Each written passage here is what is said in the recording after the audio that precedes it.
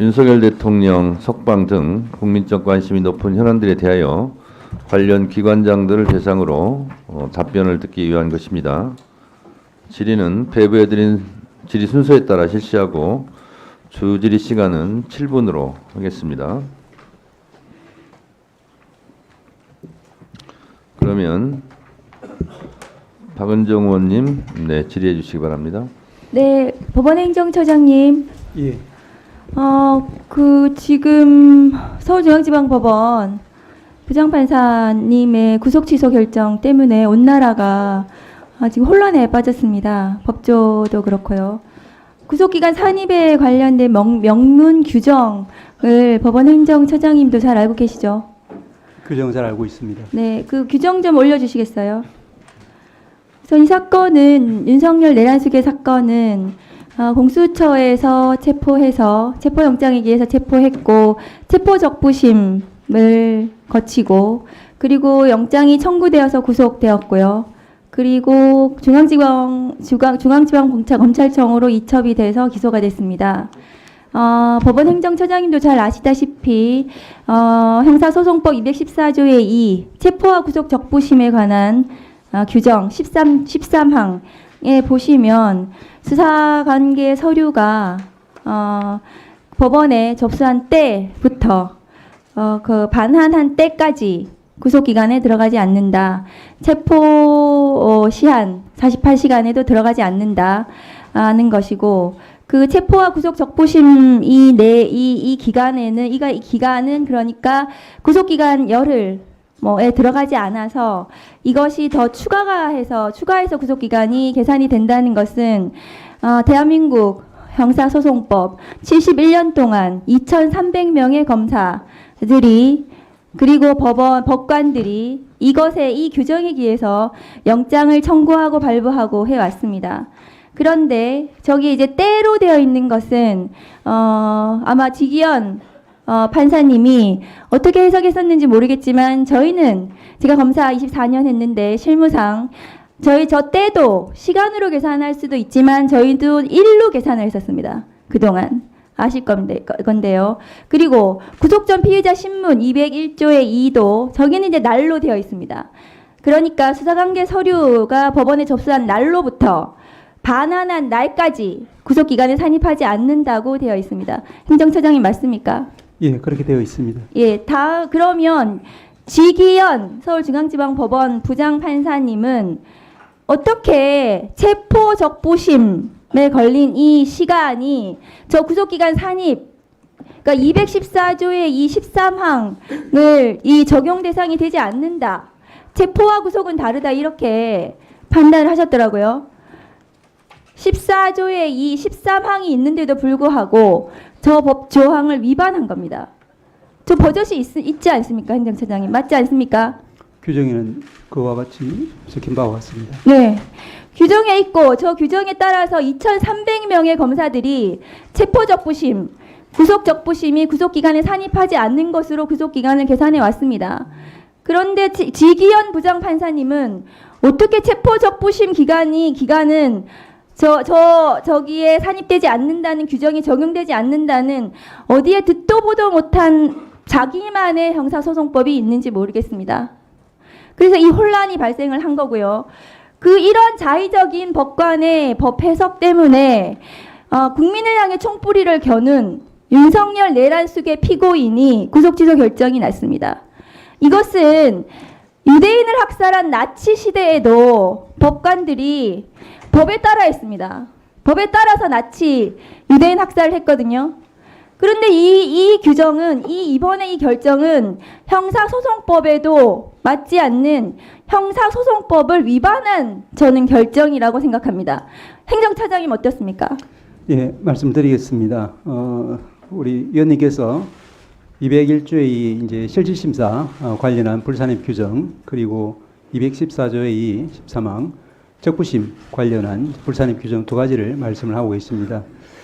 일단 이 두 가지 모두에 대해서 재판 상황이기 때문에 저희가 이제 직접적으로 말씀드리기는 어려운 점이 있다는 것을 전제로 말씀을 드리면은 이 부분에 대해서는 이제 저희들도 이제 살펴본 결과 현재까지 확립된 법률의 규정이나 판례는 존재를 하지는 않습니다. 다만 그 이제 경위를 저희들이 쭉 보기로는 먼저 실질심사, 즉 201조의 실질심사와 관련해서는 지금 실무에서는 아마 이제 그 예를 들면은 당일 23시에 접수가 되고 그 다음 날 이제 새벽 1, 2시에 이렇게 발부된 그런 경우에도 이와 같이 날로 계산해서 이틀을 이제 피고인에게 불리하게 이렇게 구속기간 산입한다는 것은 문제점을 좀 가지고 있는 것 같습니다. 문제의식은 인정을 하지만 법에 난로 되어 있습니다.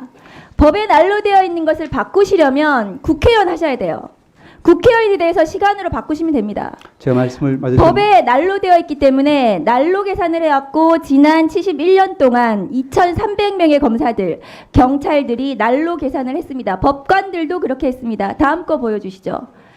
그렇게 해서 검찰 실무 관행상 그동안의 법, 형사소송법에 따른 적용을 하면 구속기간은 날로 계산했을 때 그리고 체포적부심을 정말로 시간으로 계산을 했다 하더라도 그렇게 계산을 했더라도 구속 만료 시점은 28일이 됩니다. 28일 10시 32분이 됩니다.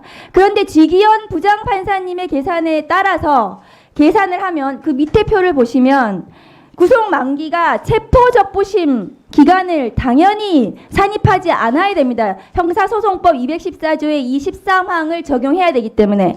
그런데 지기현 부장판사님은 이 214조의 이 13항을 적용하지 않고 체포적부심을 그냥 맘대로 드러냈습니다. 체포적부심 기간을 적용을 해야 하는데도 불구하고 어떤 근거도 없이 저걸 드러내서 자기 맘대로 26일 9시 7분이라고 하고 있습니다. 검찰에서 26일 오후 6시 52분에 기소를 했습니다. 그러면 둘 다 구속적부심, 그러니까 구속 전 피의자 신문과 체포적부심 기간을 적용을 하면 이 사건의 구속 만기는 26일 오후 7시 39분이 됩니다. 이 사건은 명백하게 형사소송법상 모든 것을 시로 계산하더라도 구속기간이 만료되지가 않고 그동안 71년 동안 형사소송법에 그것이 아마 법원에서의 최종적인 해석이었을 텐데요. 그것에 따라서 기소를 했다 하더라도 28일이기 때문에 구속 취소 결정은 명백히 잘못되었습니다.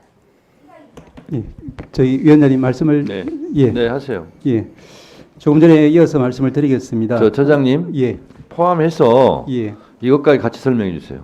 형사소송법 제66조 기간의 계산. 예. 시효와 구속기간의 초일은 시간을 계산하지 아니하고 일일로 산정한다. 요것까지 포함해서 설명해 네. 주세요.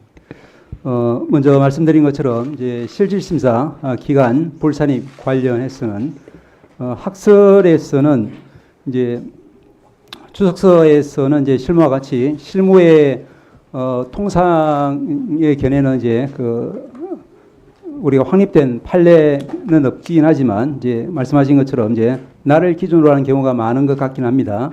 주석서에서도 이제 그와 같은 설명은 확인할 수 있습니다. 그렇지만 이제 그와 배치되는 그와 반대되는 이제 학설도 저희들이 찾을 수는 있습니다. 그 이유는 기본적으로 이제 97년도 우리가 피의자 신청주의에 입각한 이제 영장 임의적 실질 심사가 형소법에 도입되었다가 2007년도에 필요적 실질 심사로 바뀌면서 그럼에도 불구하고 97년도에 도입되었던 이제 그 불산입 규정이 그대로 존치되는 것이 이제 좀 위헌적이다라는 그런 학자들의 지적이 있습니다. 그래서 이제 이와 같은 이제 그 규정, 불산입 규정은 위헌적일 뿐 아니라 그것이 이제 입법적으로도 개정이 되어야 되고 그렇지 않다 하더라도 현행법 하에서도 이제 학설들 중에는 법 개정 전에도 날이 아니라 실제로 소요된 시간만을 제외하는 것이 그 올바른 합헌적인 해석 방안이다. 이와 같은 견해로 주장하는 교수님들도 계십니다. 그래서 이제 이 부분에 대해서는 이제 그 현재 판례가 존재하지 않는 상황하에서는 이제 상급심 판단을 통해서 정리될 재판 사항이라는 것이 이제 저희들의 기본적인 사항입니다. 또 한편으로 이제 고려해야 될 부분은 이와 같이 이제 그 영장 서류가 법원에 제출되어 있는 동안 이제 그 구속기간이 불산입되지 않도록 한 그 취지는 영장 관련 서류, 즉 수사 서류가 검찰에서 법원으로 넘어감에 따라서 수사기관이 수사를 할 수 없게 되는 그 이제 불합리를 구제하기 위한 규정으로 설명이 되어 있습니다.